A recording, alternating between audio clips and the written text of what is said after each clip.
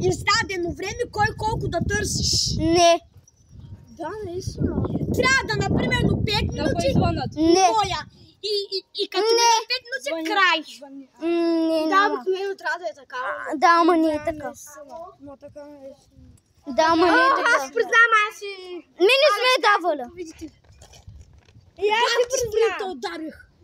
Мога рад, ще се поспи малко. Ама ви... И аз признавам, трябва да се победителя. Алекс не е честно малко. Защото той отиваше по-напред от гаражите. Да. Кой? Алекс, това не е честно. Аз си бях за това. И аз го чакам да излезе от това място зад една кола и ми вика, на мен е забит пирон. Това не е забит пирон. Майка му казва, че май иска да ходя. Скотел. Аре, без заплюки, аре, без да се гоним, да ги виждаме, аре. Или поне да Те ги е по-честно, наистина. Или поне да ги доближим и тогава. Че ние сега ти трябва да кажеш, нали, трябва с, например, 5 минути те търпят. Ти не е честно, че се отишъл по-напред от гаражите. Да, вярно. Така ми казваш. Не, Бях Не ли то може. ми каза да...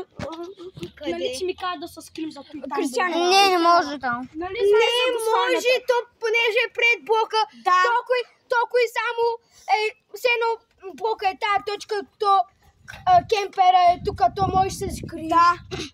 Ти се при зад блока. добре, до кемпера може, ама зад гаражите не може. Ние не сме ходили зад гаражите. Алекс се отишъл. Не, бях там зад колици и изобщо... Бяхме зад кемпера! Елате си... И аз видях! Аз ще бях! Моли се с него се не! Бяхме най-много време! Си като беше... Ай, махни Алекс, бе! Ела!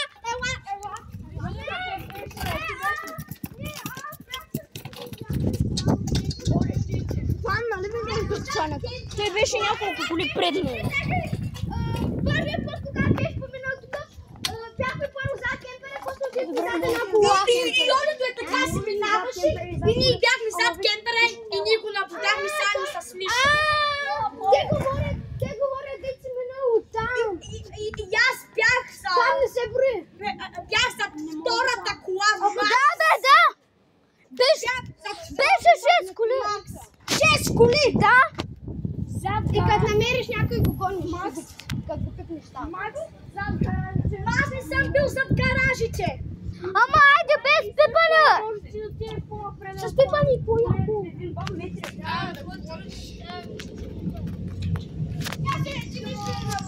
Къде